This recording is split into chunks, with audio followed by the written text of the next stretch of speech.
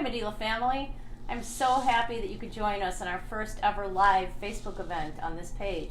My name is Melissa Gonzalez and I'm the Executive Vice President of Medela for the Americas. Thank you for trusting us to care for you and your precious babies. We look forward to sharing our story about our new PersonalFit Flex Breast Shields with you. And our guest speaker today is Dr. Danielle Prime, who is our own expert researcher. We look forward to hearing your comments, and I will turn this over to Danielle. Thanks, Melissa. So, hi everyone. This is also my very first Facebook Live, so I'm excited to see how it's going to go, and please make sure you comment and ask questions. So, my name is Dr. Danielle Prime. I am a lactation scientist, and if you haven't heard of that before, it's because there aren't really many of us around. But I have a really fun job. I get to really dig into the physiology of lactation and human milk. I am really excited today to tell you about this really cool new thing here that I've been working on for the last few years. And I really want to use this Facebook Live to take you through the story of how we came up with this new design and the benefits that it actually brings. It's just really cool, and I hope you're going to believe me once I tell you the story.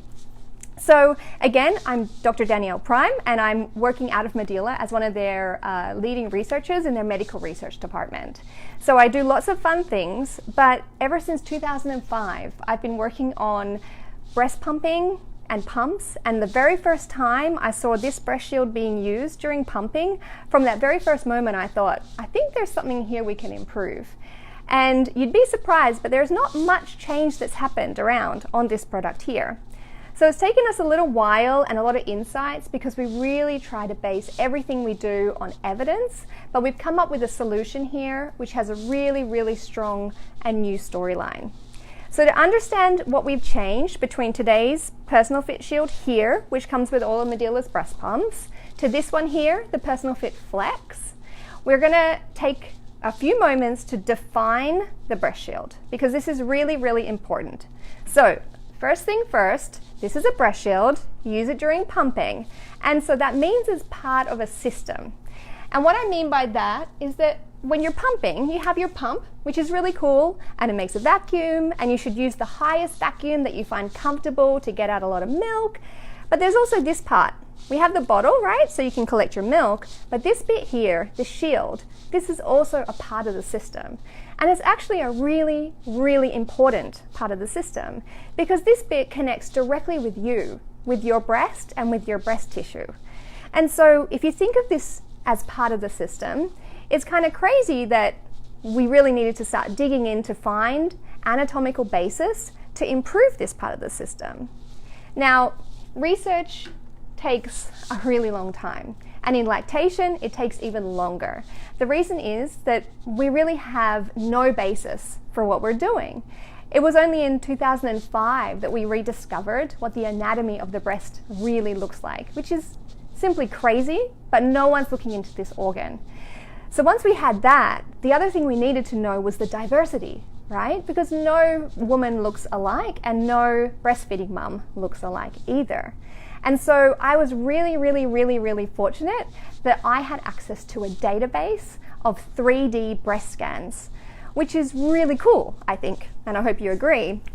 Basically, in my database of 3D scans of actual mums, so lactating breasts, it's the only one of its kind. And if you think of it, there's lots of databases for women's bodies, right? There's a database for plastic surgery and for what breasts, ideally should look like. When it comes to lactation, there was no database available. So we built one. And when we built that, we could actually use these wonderful 3D models that the mums kindly gave to us, and we could really start to look at how we could improve this part that really connects with you and your tissue. So first of all, I have a question, which is super exciting. It's from Tracy. Can you sit back more while you're pumping with Flex? Well, this is a really good question. We're jumping ahead a little bit though, because I haven't even explained what the benefits of Flex are. But the truth is that what you'll find is that when this breast shield connects to your breast, you're going to get a seal over a larger surface area of your breast. So you should find that indeed you can hold onto this shield a little bit easier and sit in a slightly more comfortable position. Now, can you pump upside down? Unfortunately not. We haven't cracked that yet. So there will be a limit, of course, to how far we can lean back, but there will be a slight improvement there. So I have another question now from Alicia. Are these hard plastic all over? Well, actually, no, they're not. So if you have a look in here, this part is hard. This outer part here is nice and soft. And that was really built in because mums told us that we really wanted to have a soft part. Again, because it's really contacting a really intimate area of your body. But the soft part of this shield is not the real benefit, okay? So if we step back again, what did we change? To understand what we changed, there's two key parts of the breast shield I want to talk about. There's this part here, which is the tunnel of the breast shield. This part is where your nipple needs to fit in. You want your nipple to be able to go in there and move freely. That's this part. And when you talk about different sizes of breast shield, it's this part here, the tunnel, that changes. It gets larger or smaller. The part that we played around with our research, is not the tunnel at all, because we already offer 5 sizes. We played around with this part here, what we call the flange. This part that connects to the breast. And so if you have a look at today's breast shields, and for most breast shields on the market today, the angle of this is 90 degrees. So it's kind of like what you might find in your kitchen. It's a pretty standard angle. It's 90 degrees. And you need to kind of get your breast in there, and that can be sometimes a little bit uncomfortable.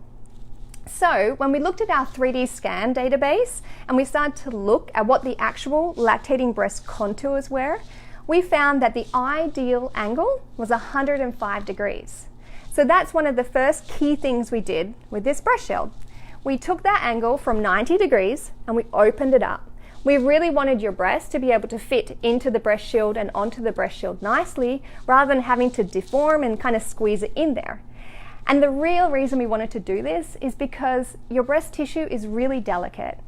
Underneath the skin of your breast, you have this whole intricate circuitry of little milk ducts. And these little milk ducts need to transport your milk from inside the breast to outside. And if we start to kind of slow down those highways that are transporting your milk, then the result is that we might get out less milk, or maybe we're a little bit slower at pumping. So we really wanted to make sure that we didn't cause any deformation onto the breast tissue, so that it really fit on there nicely, and maybe we could even boost milk output. And I'll tell you the clincher now.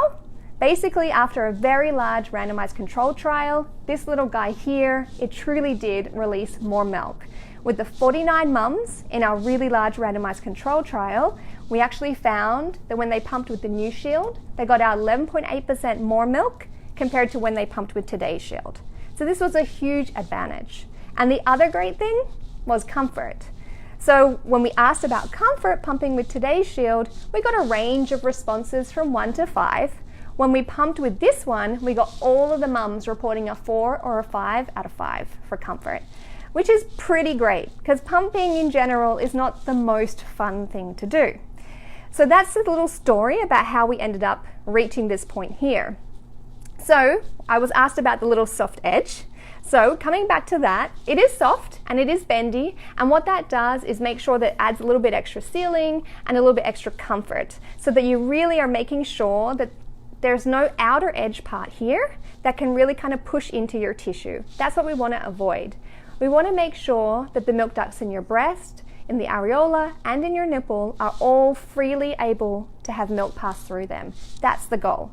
The milk is in your breast, we want it to get out. The pump can do well with vacuum. We need to make this part here allow that to happen freely and open up all those highways. So I have a question coming in now from Michelle. Will the sizing be the same as the old PersonalFit Shields? So this is a super duper question. So the answer is yes. The reason is, with the new shield, we did not change this part of the breast shield. We only changed this part where the breast fits in. We did not change the tunnel. So we still offer the 5 different sizes of tunnel diameter. And so that means that when you're fitting a breast shield, and maybe you don't know this, but actually the way to fit a breast shield is all based around the diameter of your nipple. And if you haven't looked into that, we actually have a really great fitting guide on the Medela website that I helped to create. So if you have a look at how to fit, it'll ask you a couple of different things. Have a look at your nipple, measure the diameter, then it will tell you which size of tunnel is the best match for you. Then you pump with that size and you make sure that nothing else is going wrong. So that's how you should be fitting. It is absolutely not about your breast size.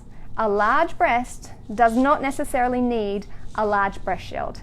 I think that's a really, really important point to drill home because a lot of people think that.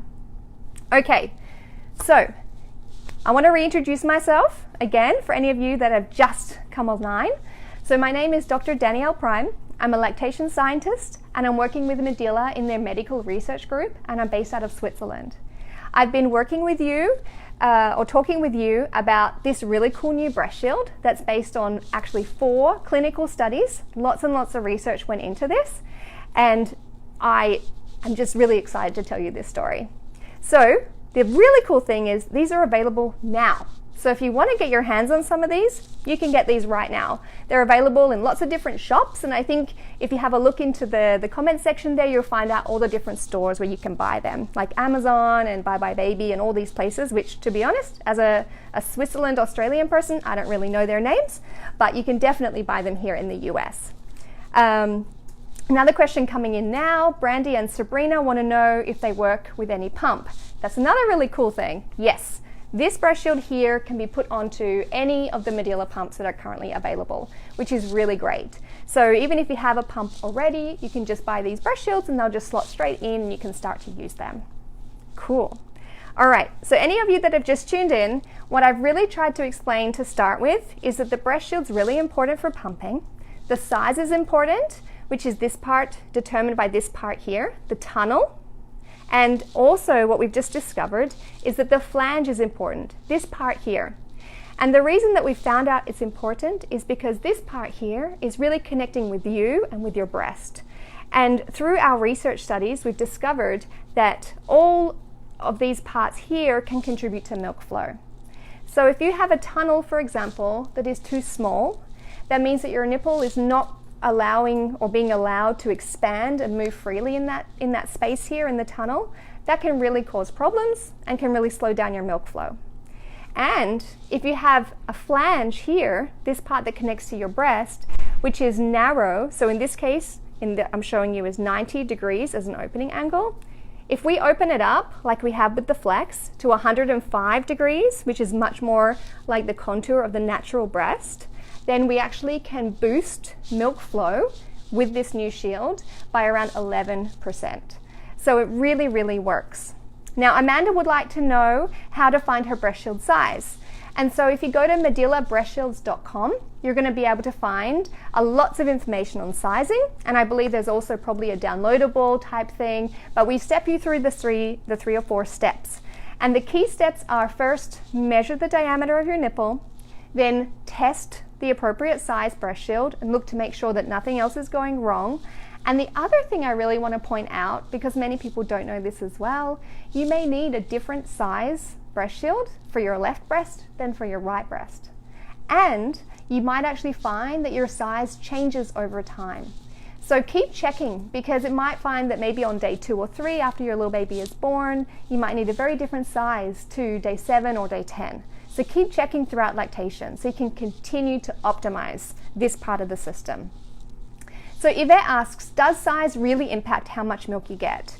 And so Yvette, that's a really great question. And to be honest, there is not a lot of literature or real research on that topic. However, if you have a look throughout, you'll find about 15 to 20 research articles that describe how important the fit is.